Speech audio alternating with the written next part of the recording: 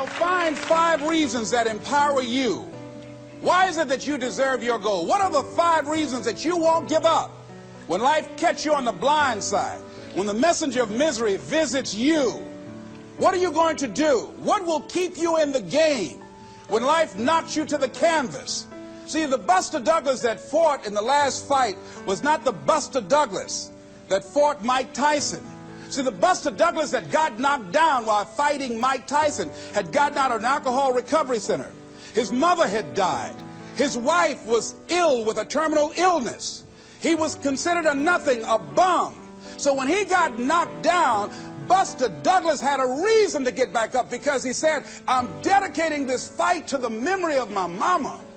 But when he fought the last fight that he had, and he got knocked down, and he had a guaranteed $24 million in his pocket, whether he got up or not, he just said, hurry up and count me out.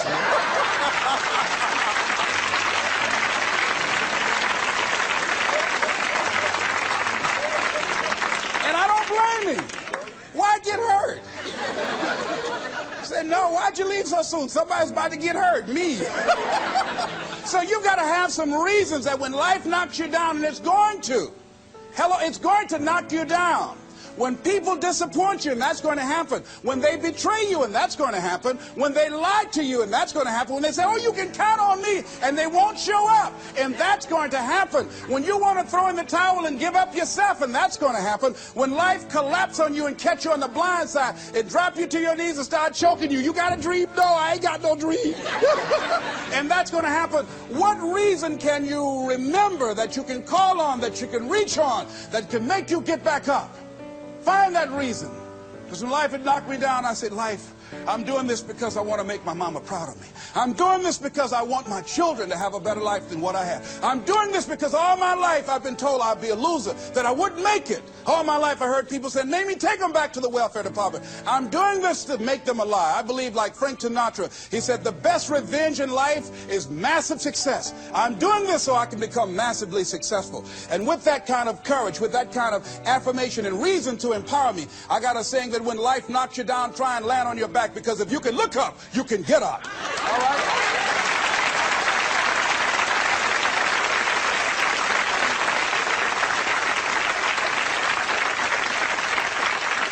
So when you run out of money, when things don't work out for you, when things happen that you could not anticipate, what are the reasons that you can think of that can keep you strong, that can keep you in the game, that will be your rod and staff to comfort you, that can be your bridge over troubled waters? Those reasons are very important. Nietzsche said, if you know the why for living, you can endure almost anyhow.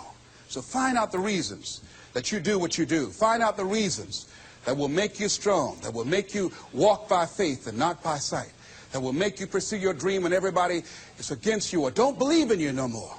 And let me tell you something, that's a lonely feeling. It's a lonely feeling, particularly people that you're doing it for, or people that stand to benefit the most, or people who should be the #1 members in the encouragement club, but they end up saying, you can't do it, and they become members of the discouragement club. Oh, it hurts very badly. I know what that's like. Have people that you love close to you that look at you with that look and say, why don't you try something else? Why don't you give up? I said, but this is my life. I have got to do this. Les, you had a good job at Sears. That man like you. Mama, I can't go back to Sears. I can't do, I got to be my own boss. I can't do that. I mean, you know, it's, ladies and gentlemen, you know, when you work on a job that's dead end, you can see the ceiling already. It's like going in the middle of a movie. And after you've seen the movie, sitting back through that over again, there's something missing. You know the hero's not going to die. You know what the outcome is already. And so that's why a lot of people, a lady was telling me, she said when she went to work, it felt like a refrigerator fell on her shoulder as soon as she stepped in. Because she knew she'd gone as far as she could go. See, they're paying her just enough to keep her from quitting, and she's worked just hard enough just to keep from getting fired. How many of you know people like that? Raise your hand. The ones of you didn't raise your hand, you the one. I'll just tease it, all right? Here's something else. Make a commitment to be happy.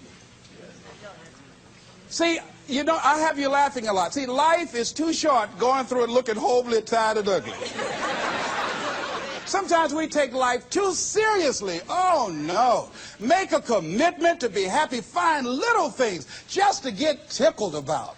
And laugh. Find ways to be happy in the moment. A lot of people say, well, I'll be happy when I pay off all my bills. No, no, no. I'll be happy when I get my divorce. Oh, no, no, no. I'll be happy when the children go. Oh, no, no. You want to be happy now. See, there are no guarantees. No one says you're going to be here 2, 3, or 4 years from now. So you want to be happy right now, in the moment. Repeat after me. I must make a commitment. I must make a commitment to be happy. To be happy. Right now. Right now. Right now. Right now. Is all I got. All I got. Shake somebody's hand on your right and left and say, you deserve to be happy.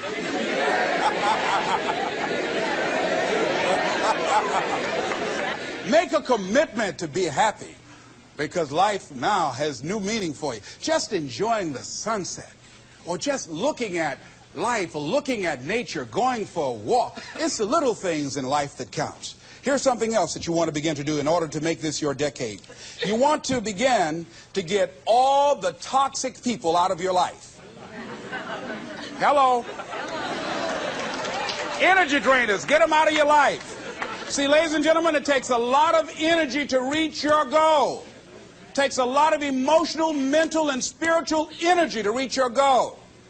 And you can run faster with 100 who want to go than with one around your neck. So there are two kinds of relationships. Sid Simon talks about this. Nourishing relationships and toxic relationships.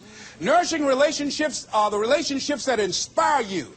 They motivate you. They bring the best out of you. Toxic relationships are relationships with people that always criticize you.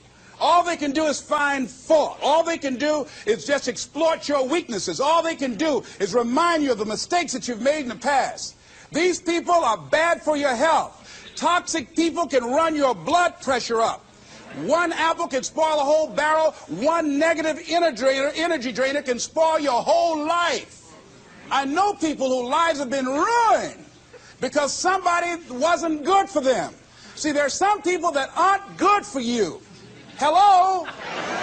They aren't good for you. You've got to get them out of your life. See, a lot of people put up with a lot of foolishness because they don't want to die by themselves. Here's what I believe. I believe in a one-to-a-box theory.